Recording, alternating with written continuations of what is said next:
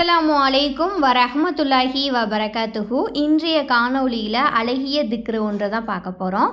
1000 நன்மைகள் பெற்றுத்தரும், இல்லை அப்படின்னா 1000 பாவங்களை மன்னித்து விடும் அப்படின்னு நபி சொன்ன ஒரு அழகிய திக்ரை தான் பார்க்க போகிறோம். முகமது நபி ஸல்லல்லாஹு அலைஹி வஸல்லம் அவங்க நபி தோழர்கள் கிட்ட, உங்களில் ஒருவரால் ஒவ்வொரு நாளும் 1000 நன்மைகளை சம்பாதிக்க முடியுமா அப்படின்னு கேட்குறாங்க.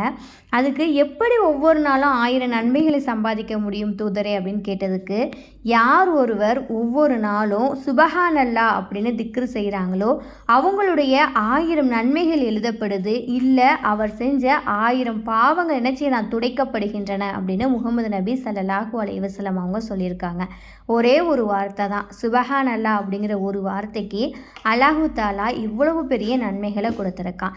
அல்லாஹ் கொடுத்த நாவை அதிகமாக மார்க்க விஷயத்தில் செலவிடுவோம், அதில் திக்ரு செய்கிறதுல அதிகமாக பங்கிடுவோம் இன்ஷா அல்லாஹ்.